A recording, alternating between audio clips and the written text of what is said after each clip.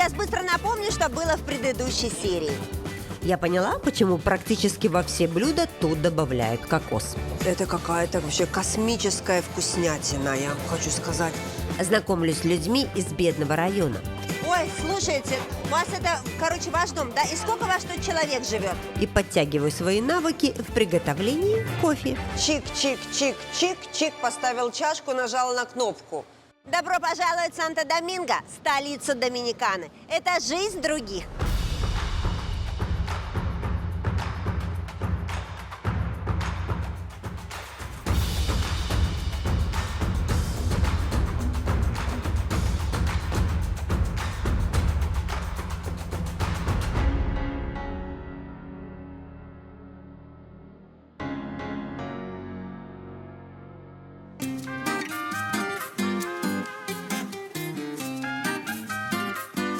Давайте напомню, где мы находимся. Мы в Санто-Доминго, столице Доминиканы. Это первый город на континенте, основанный европейцами.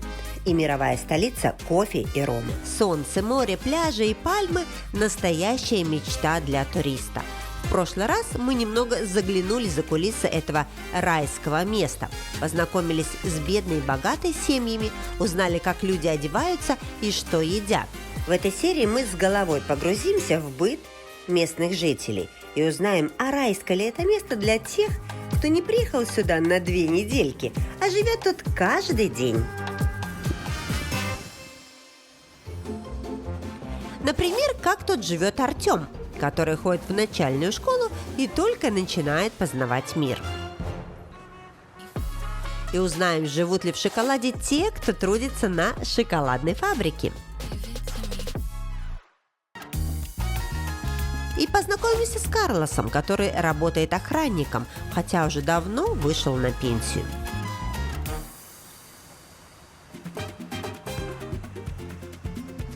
Но перед погружением в это замечательное место давайте взбодримся, как это делают местные каждый день.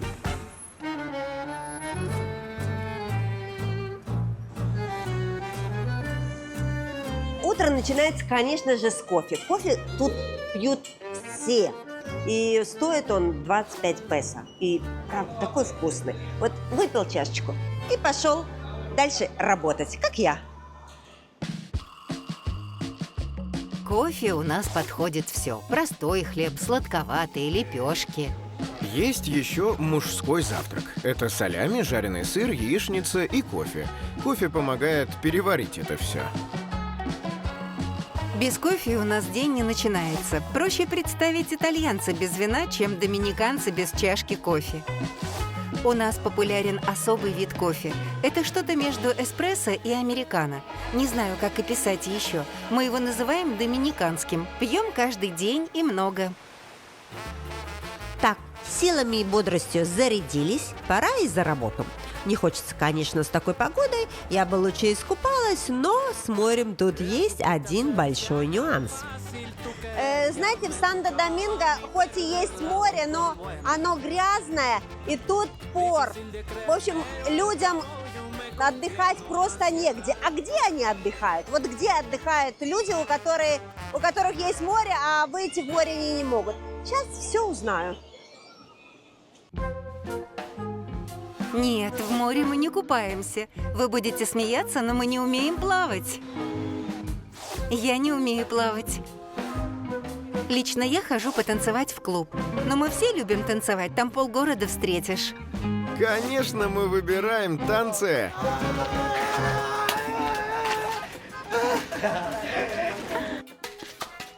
И про танцы это они не шутят. Музыки тут много, танцев еще больше. Везде какая-то движуха. Хотелось бы к ним присоединиться, но пора возвращаться за работу. Тем более я тут кое-что узнала и была просто шокирована.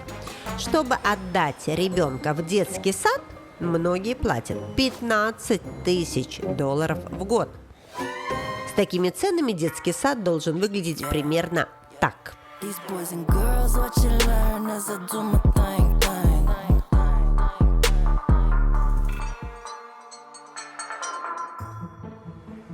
Я, конечно, понимаю, райская страна, все дела, но цена вообще не сказочная. 15 тысяч долларов – это большие деньги для Доминиканы. Можно купить новую машину, можно 2 года снимать жилье. Ну, не шикарную квартиру, но нормальную абсолютно. А можно отдать ребенка за эти деньги в детский сад.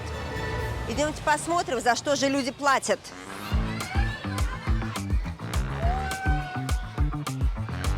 Частный садик намного лучше государственного. Наша главная особенность – до 2 лет дети учатся на испанском, а затем до 6 лет на английском.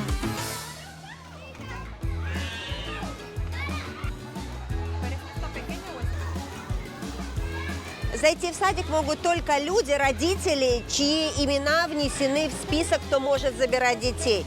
Ну и с собаками нельзя, с оружием нельзя. Ну, как бы это и логично. Зачем писать такое, правильно?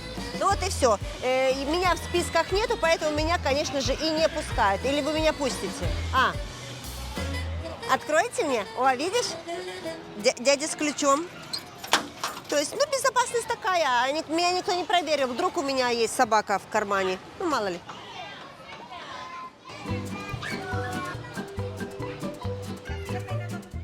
Детей мы принимаем с момента, когда они уже могут или начинают ходить. Хоть от 9 месяцев, неважно. Собираемся. Все игрушки нашел? Детей приводят в садик в 7:30 утра. И до 12 дня они находятся здесь. Учатся, занимаются, уроки гуляют. Никто детей не кормит, никто им не дает спать. В 12 они уходят домой, и за это платят огромные деньги. Идем посмотрим, хоть как занимаются. Мы не кормим детей. Ребенок должен позавтракать дома и только потом прийти в садик. Это ответственность родителей. Я первый раз вижу детей, которым вообще глубоко плевать на какого-то человека, который зашел, потому что так они заняты занятием. Представляете? Посмотрите, даже никто на меня не смотрит. Интересно, за такие деньги они могут командовать воспитателем? С собой еще родители должны дать контейнер с хорошей едой. Если мы увидим, что еда некачественная или несбалансированная, мы не дадим это есть. В этом случае своей едой с ним поделятся другие дети.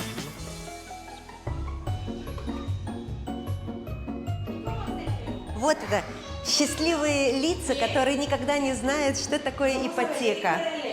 Посмотрите. Вот такой костюмчик покупает каждая мама.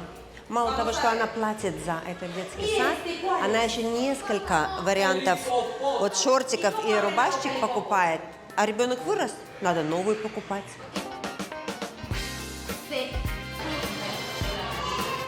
На работу сюда не так просто попасть. Нужно педагогическое образование и обязательно пройти любые психологические курсы. Мы всегда должны выглядеть опрятно. Обязанностей много, вплоть до того, что ребенка нужно лично посадить в машину к родителю. А получаем мы от 50 до 70 тысяч песо в месяц. А знаете, что объединяет детский сад и школу, пенсионеров и молодежь? Да и вообще всех доминиканцев. Бейсбольная бита. И нет, я сейчас не про уровень преступности. В Санто-Доминго все помешаны на бейсболе.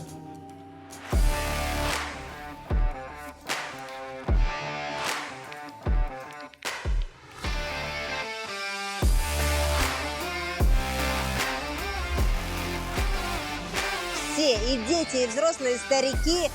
То есть это даже не спорт, это тут целая религия. Видите, тут это лужа, а я хочу тоже кататься. Откуда такая любовь к бейсболу, спросите вы? И я тоже спросила, но так еще не поняла. Нужно идти и разбираться. Давайте же пойдем и узнаем, только надо вылезти отсюда.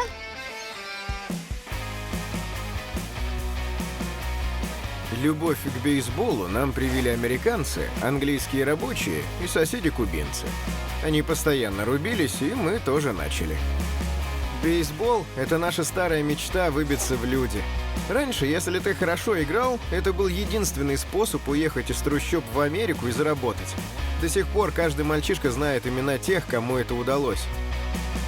У нас полстраны ходит на стадионы, а другая половина замирает перед экранами. Этот спорт объединяет богатых и бедных, полицейских и преступников. На время матча мы просто доминиканцы. Пока я тут гуляла и узнавала что-то новое про Доминикану, эффект чашечки кофе закончился. Я думаю, самое время подкрепиться, и если в ресторане мы уже были, то пора попробовать уличную еду. Тут ее полно и на любой вкус. На выходные молодежь очень любит собираться в фуд-парках, потому что тут представлена кухня всех народов мира. И по цене, кстати, не знаю, по какой цене, идем сейчас все узнаем, почему они сюда приходят. Стритфуд – это такая же часть местной культуры, как секонд-хенды или бейсбол. Почти в каждой точке города кто-то что-то готовит и пахнет мясом. Мне очень нравится санкоча. Это суп. Туда кидают вообще все. Картошку, кукурузу, мясо, фасоль. Все, что есть в холодильнике. Вот так вот человек приходит, садится за стол, и ему приносят все меню всех ресторанов, которые тут есть, и он начинает выбирать. Грациас, грациас. Посмотрите, что тут происходит. Так, вот тут, например, бургеры, китайская еда, это мясо, это вообще непонятно, что это опять японское, это морепродукты, это наполитанское, это паста, это бла-бла-бла какая-то, это рыба, это греческая, это курица, и тут вот еще что-то, мана-мана.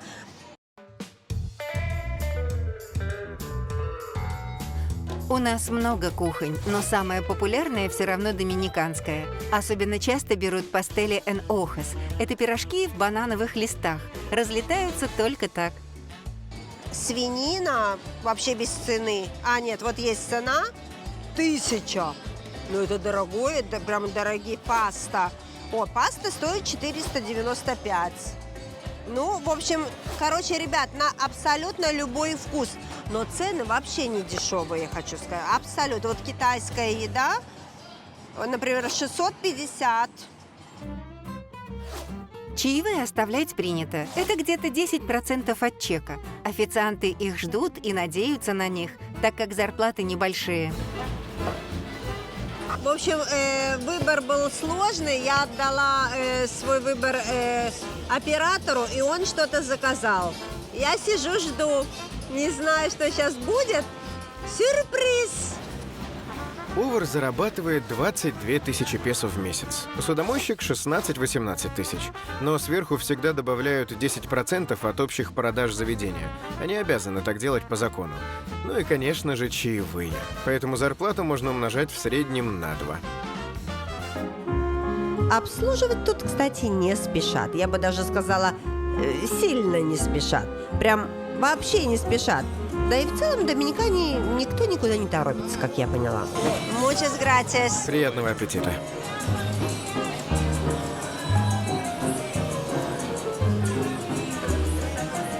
Что это? Что ты заказывал? Мы просто обожаем чичарон. Это свиные шкварки, жареные зеленые бананы и пюре. Конечно же, из бананов и чеснока.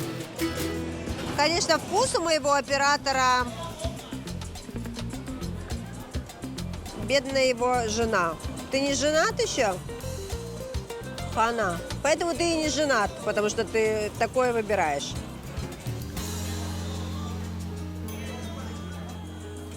Очень сытное, очень такое блюдо, очень такое насыщенное.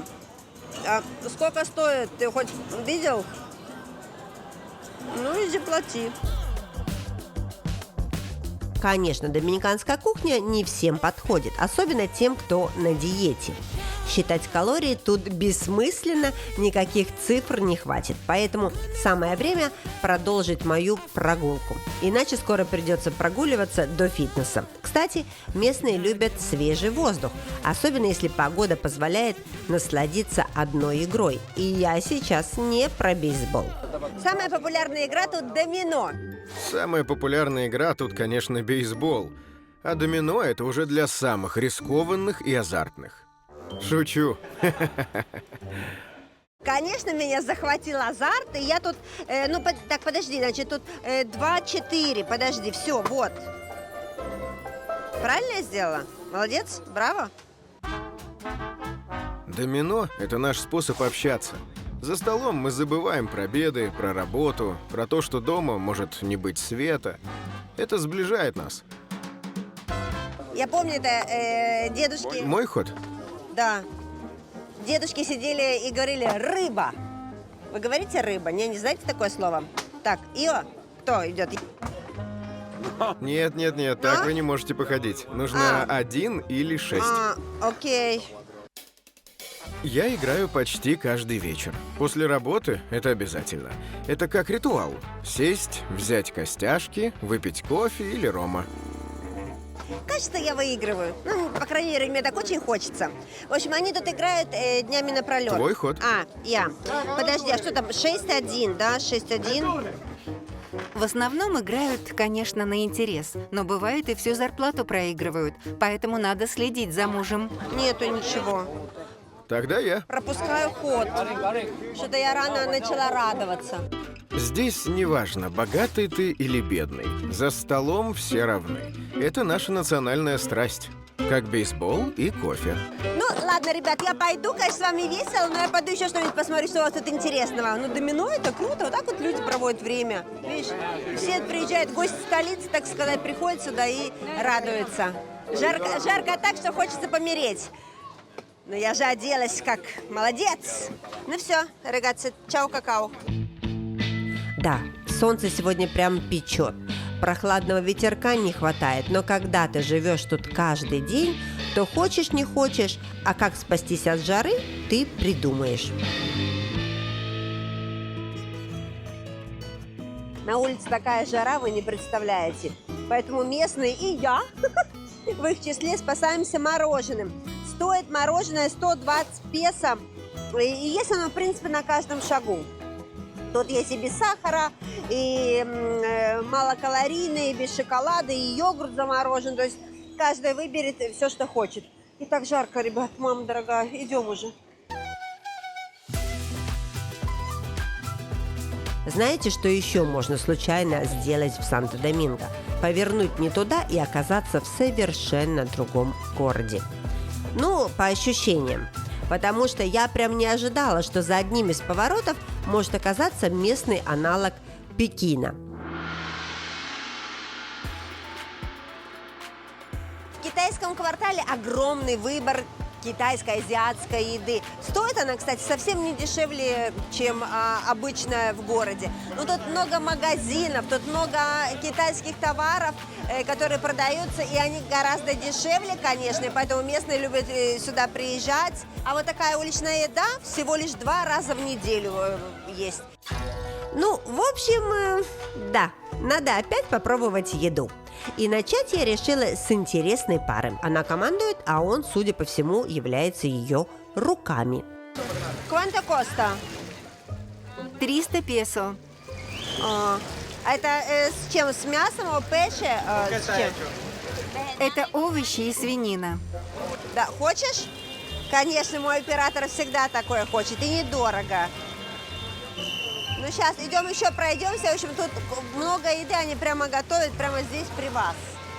Все, что хочешь. Идем. Тут можно купить всякие мелочи, чтобы не ждать заказа месяцами из Китая. У нас тут живет много китайцев, но они обособленные и не сильно втягиваются в нашу культуру. Они держатся своих, но проблем с ними никогда нет. Они добрые и работящие. Вот это красота. Не полезно, но красиво. Вот здесь все дымится, как говорится у них, да? Бурлит. Но мы не пьем. Идем дальше. И ты тоже не пьешь. Идем. Мой дед приехал сюда еще в прошлом веке. Тогда нужны были рабочие руки для строительства и торговли. Открыл прачечную, потом магазин. Я родилась уже здесь. А что это? У нас тут жареная курица в соевом соусе 200 песо, рыба с креветками 200, разное жареное мясо ассорти 250 песо. Хочешь? Ты ж только что поел. А теперь отправимся в место, через которое проходят все доминиканцы – в школу. И если хотите коротко о школе, то вот. Я встаю в школу в 6 утра, а мама встает в 5:45. Каждое утро играет гимн. Еще есть гимн матери. А в буфете нет пиццы пепперони. Но кто хочет полную версию этого школьного безумия, не переключайтесь.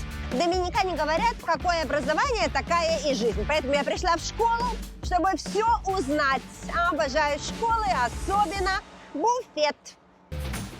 Дети идут в школу с 6 лет, но обучение начинается еще с 2 лет в садике. В школе мы обучаем на испанском языке и делаем упор на математику, историю страны и культуры, чтобы воспитать достойных ребят. Вот это обыкновенный класс, где учатся дети младшей школы. Вот так вот они, вот так вот, видите, полукругом все стоит. Тут вот учитель сидит, а доска вот так вот, как телевизор, вот электронная, и только здесь все учитель и объясняет. Дети в старших классах уже имеют побольше классы, и там уже 33 человека, а пока маленькие еще вот немножечко меньше. Ну вот так, мне кажется, очень даже удобно списывать. Списывать у нас категорически нельзя, за этим строго следят. Если спалят, то обязательно расскажут родителям и сделают выговор. Если еще раз попадешься, то могут вообще отчислить из школы. Ну, в общем, класс просторный, есть кондиционер, слава богу, потому что на улице такая жара, что мало не покажется. Ну и все, дети уже ушли домой, поэтому так тихо, хорошо, спокойно, можем спокойно снимать программу и рассказать все про эту школу. Идем дальше. В школу мы приходим к 7:15, чтобы успеть на гимн. Уроков много, обычно где-то 6-7 в день. У нас обязательно форма. У всех должна быть одинаковая. 3 дня школьники одеты официально, а 2 дня должны ходить в спортивной форме, так как все занимаются спортом. Любой другой на моем бы месте пошел в спортзал или смотреть компьютерный класс. Но как будто они везде плюс-минус одинаковые. А вот что полностью раскрывает школу и отношение к ученикам, так это столовая. В государственных школах питание, форма и учебники – все бесплатно. У нас родители подписывают договор на обучение и все оплачивают сами. Так, а скажи мне, что ты тут любишь больше всего заказывать? Мне нравится, как тут готовят бананы. А еще я пиццу люблю. Давай, заказывай.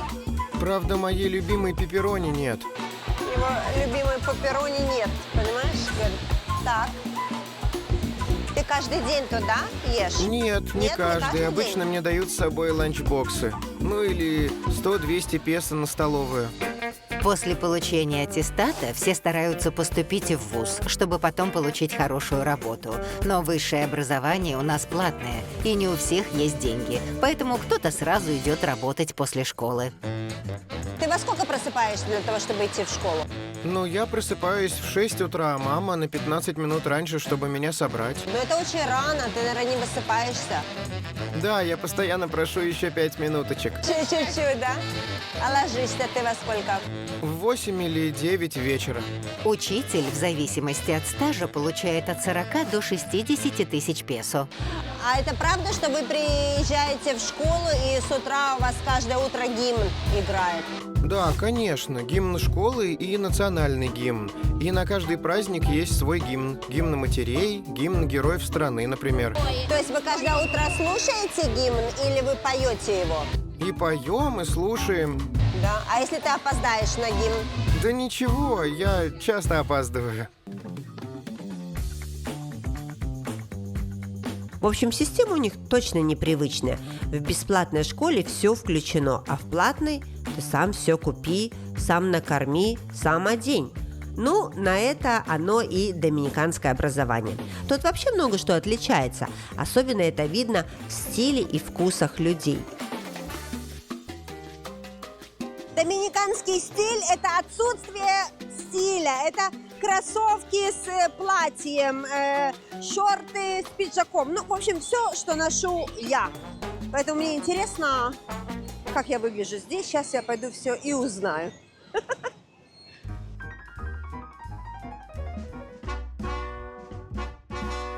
Одеваемся мы кто во что гораст.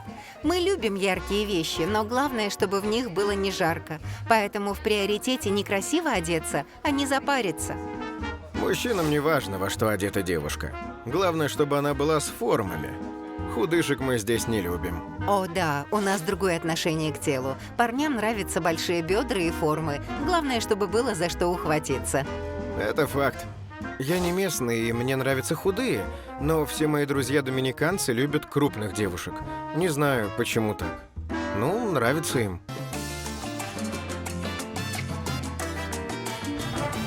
Ну, в общем, что мы успели понять про доминиканцев? Им нравится кофе, бейсбол и пышные девушки. В Доминикане есть одна опасность, от которой не спасет никакая страховка. Я сейчас не про ураганы. Это мировая столица шоколада. Тут его так много, что, как говорила моя бабушка, кое-что может слипнуться. Но ради вас я готова рискнуть на это и пойти и отведать, попробовать. Боже мой, тренер мой, прости. Наш шоколад ценится во всем мире, потому что доминиканское солнце идеально подходит для выращивания какао. А производство отточено годами.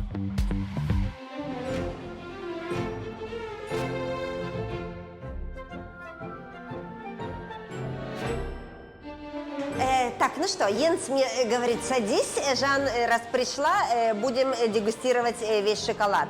То есть тут какой-то серенький, черненький, коричневенький. Чем они отличаются? Шоколад отличается составом какао. Тут 55%, а тут уже 75%. Этот с карамелью, этот с кешью, а этот белый. В Доминикане это десерт. О, какой... Подожди, а чай тоже из какао? Да, конечно, этот чай делается из шелухи какао-бобов. Попробуйте. Ну, чай как чай. Хоть шоколад и является национальной гордостью, налоги у нас такие же, как и во всем бизнесе – 28%. Так, ну хорошо, тогда я буду вот, значит, сколько тут, 55% какао и...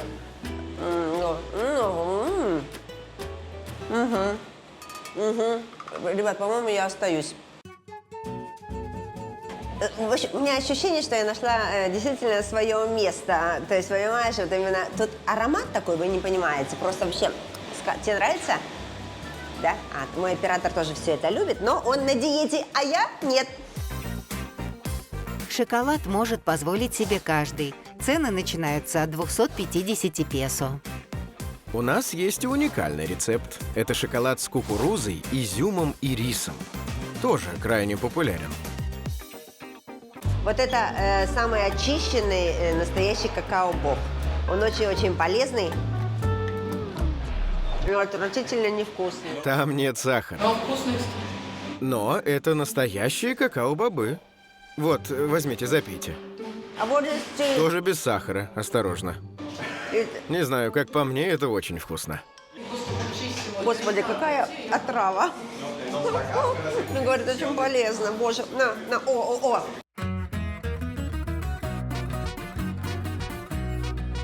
На производстве зарплаты небольшие.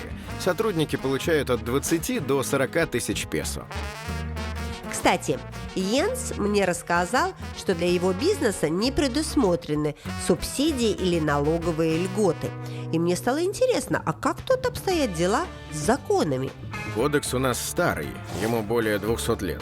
Поэтому люди тут любят находить какие-то лазейки, чтобы лишний раз не платить. Зато у нас осталась принудительная доля. Это когда наследник, несмотря на завещание, обязан получить какую-то долю от имущества покойного родителя.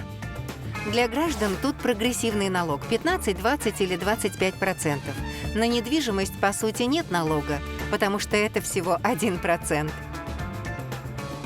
Да, мы из ряда стран третьего мира, но у нас дела получше, чем у соседей по континенту. Преступность есть, но все относительно спокойно. Штрафов у нас много, они разные, но подавляющее большинство выписывается за нарушение правил дорожного движения. Водить у нас любят, но не умеют. И сейчас мы наглядно узнаем, почему. самый популярный вид транспорта в Санто-Доминго – мототакси или мотокончо, как называют их местные. Оля? То есть мне сказали, что вот вы – это вот самый популярный транспорт тут, это правда? Да. Да? А это дорого? Но зависит от расстояния. То есть к вам можно сесть только вот где-то на стоянке или можно как-то вызвать как такси? Да, можно вызвать спокойно. Главное, телефон знать. Серьезно? Дадите номер телефончика? Без проблем.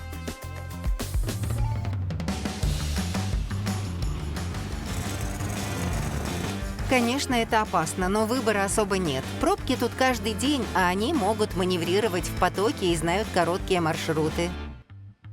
Вы можете брать только одного пассажира или двоих? Нет, двоих мы не посадим, только одного.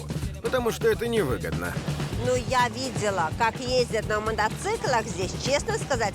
Ну, это прямо чуть-чуть даже страшно смотреть. Мы такой ерундой не занимаемся. Мы свою жизнь ценим. Те, кто официально зарегистрированы в такси, так не гоняют по городу. К сожалению, более 70% ДТП с летальным исходом – это мотоциклисты и мопедисты. В основном потому, что не используют шлем и не знают правил. Ты шоколадка, я леденец. А вы даете шлемы пассажирам? Нет, шлемы не выдаем. Если хочешь ездить, нужно свой иметь. Это твоя безопасность. А тяжело получить права, чтобы водить такой мотоцикл? Нет, получить их не составляет проблем. Вот у меня есть. Просто многие не хотят стоять в очереди и тратить свое время. Но они дураки. Это очень опасно. Я знаю, что они получают около 30 тысяч песо в месяц, что повыше многих. Но в сезон можно и под 60 тысяч зарабатывать. Мне на кладбище надо, подвезете? Нет, простите, но я вас не повезу. Я езжу по своему маршруту и не меняю его. Я понял. А если мне надо в другую сторону, мне надо кого-то другого искать или как? Да я бы вас отвез, но у нас зоны поделены между водителями. Я не могу поехать на чужую территорию. Ну ладно, раз нам не по пути, пойду искать другого водителя. Спасибо, вам тут удачи. Ну, очень жарко так вам стоять. Может, спрячетесь. А я пойду кого-то... Вон, смотри, какой-то другой парень стоит. Может, он меня подождет. Все, грация, милли, чао. Средняя цена по городу – 50-200 песо. 50 песо – это как проехать одну станцию метро. Такое расстояние. Все-таки из-за меня мужчина решил поменять маршрут. Так, подождите. Да, господи, мама дорогая, да мне за вас держаться, да? О, горяченькая здесь. Я готова. Ну все, чао. Вперед, поехали. Ну, вот знаете, мне хоть и надо на кладбище, но, пожалуй, не так быстро. Я лучше выберу транспорт побезопаснее. Или вообще пройдусь пешком. В Доминикане очень строгие правила. На улице пить нельзя, за рулем пить нельзя, подросткам пить нельзя. Но знаете, по ощущению, я вам скажу так по секрету, кажется, что эти законы знаю только я. Сейчас идем, во всем будем разбираться, только надо будет как-то перейти дорогу. Боже, боже, боже, пустите. А всем плевать, понимаешь? Всем плевать, что тут пешеходный переход. Посмотри. Да, не пойду. Права у нас получить несложно. Сначала сдаешь теорию. Это всего 20 вопросов. А потом сдаешь город. Надо 15 минут покататься с инструктором. Если все окей, ты сдал. Нарушать у нас не страшно. Многие сотрудники дорожной полиции плохо знают язык. Они могут выписать штраф с ошибками, и тебе не придется потом ничего платить. Поэтому не все соблюдают правила.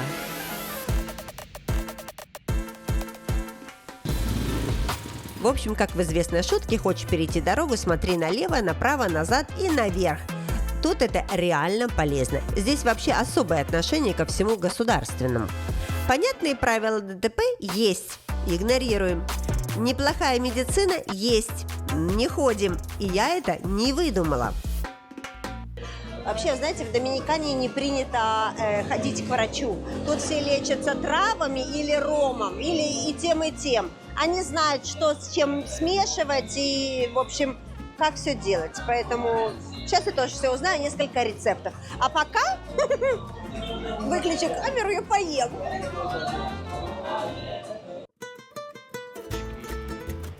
Мы лечимся по-простому. Что-то заболело? Выпей мамахуану. Это настойка с травами и специями. Помогает от всего. Если совсем плохо, да, можно сходить к врачу. А можно обратиться к курандеро. Это наши народные лекари. Они делают всякие целебные зелья. Вроде помогают, но это сомнительно. К врачам ходят, но предпочитают самостоятельно лечиться. Просто квалификации у многих не хватает и могут назначить неправильное лечение. Доминиканцы любят лечиться дома. Травки, настойки, да даже молитва. Все, лишь бы не идти к врачу. А самолечение – дело такое. Никто гарантии не дает. Может и не помочь. И тогда уже приходится идти в совершенно другое место. В Доминикане все время что-то гремит, шумит, сигналы машин, музыка, громко люди разговаривают. В общем, тут тишину можно найти только в одном месте – на кладбище. У меня ощущение, что тут даже птицы тише поют, и люди, их немного, но тоже разговаривают шепотом. Поэтому тут прям отдых.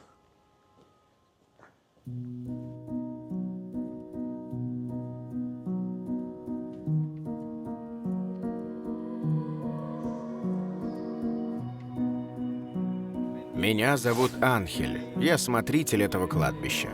Я помогаю проводить людей в последний путь. Чтобы захоронить человека, нужно выкупить землю. Обычно семья сразу выкупает место для себя и своих родственников. Но если места заканчиваются, захоронение можно освободить, а кости перевести на более свободное кладбище.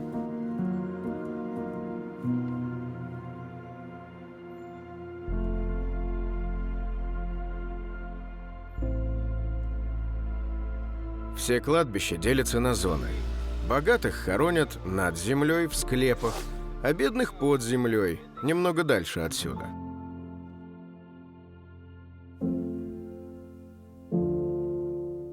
Захоронение у нас, как бы это ни звучало, целый праздник. Многие приезжают на машинах, на мотоциклах, со своей музыкой. В общем, громко провожают в последний путь. А сразу после идут по своим делам. Простились и все.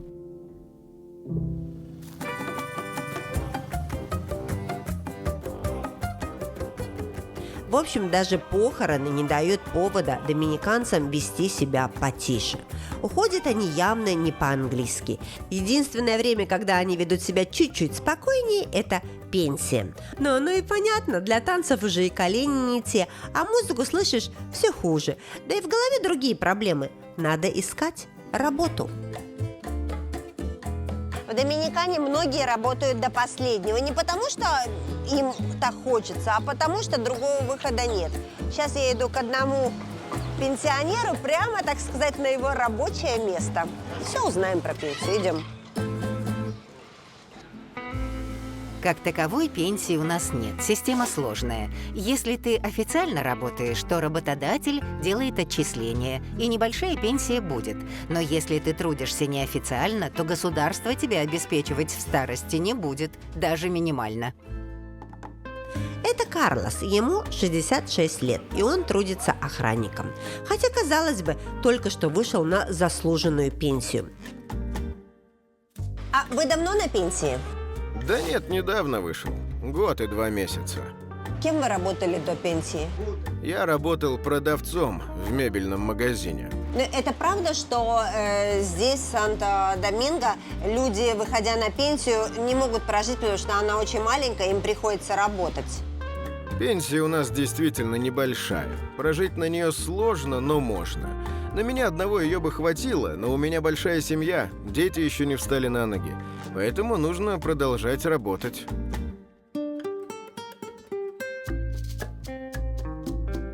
Выплаты сильно привязаны к стажу и отчислениям. В среднем где-то 15 тысяч песо в месяц. Но если платеж установили, поднять его уже никак нельзя. А все ваши друзья на пенсии работают? Да, в основном все работают. Любая работа принесет больше денег, чем пенсия. Мы стараемся помогать своим родителям, если есть такая возможность и деньги. Это же родители, их нельзя бросать. А вообще сложно получить вот такую работу охранником вот в доме? Нет, не сложно. Главное, честно выполнять свою работу. А у вас есть какие-то, может быть, льготы уже на пенсии, там, не знаю, в аптеке, в магазине, может быть, коммунальные вы платите меньше? Чтобы выйти на пенсию, я официально отработал более 20 лет. Это минимальный стаж. А льготы? Да нет у нас никаких льгот. Изменилась ли жизнь в Доминикане вот за, не знаю, последние лет 30? Да, стало получше. Главное, что бедность теперь не такая, как раньше. Ее стало меньше, а правительство старается нам помогать. Здесь отдыхают все, кроме самих доминиканцев. Пока туристы нежатся на пляжах, попивают ром и ловят карибское солнце, местные продолжают работать, даже в старости.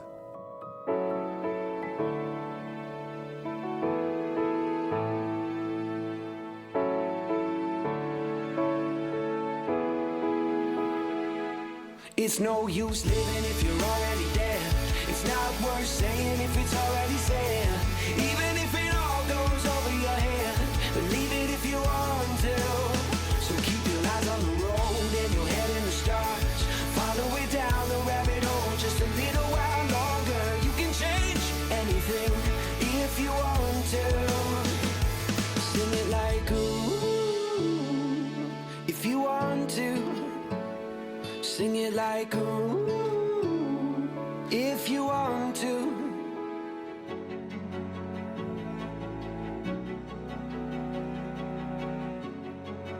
Знаете, что я поняла? Что в Доминикане счастье не в деньгах. У них действительно нету многих удобств и много денег. Зато у них есть много родственников и друзей, вера в лотерею и судьбу. Доминиканцы просто живут, играют в домино, растят детей и ни на что не жалуются. И в этом их главное богатство. Танцы – это наша таблетка от всех болезней. Плохое настроение – иди танцевать. Денег нет – танцуй. Пока играет музыка, жизнь продолжается. Нам всегда светит солнце. В прямом смысле. Поэтому нам легко улыбаться и не обращать внимания на проблемы. Мы умеем быть счастливыми без причин. А они нам и не нужны. Мы сами творцы своего счастья. Но, как нам известно, это их жизнь, а для нас навсегда это останется жизнью других.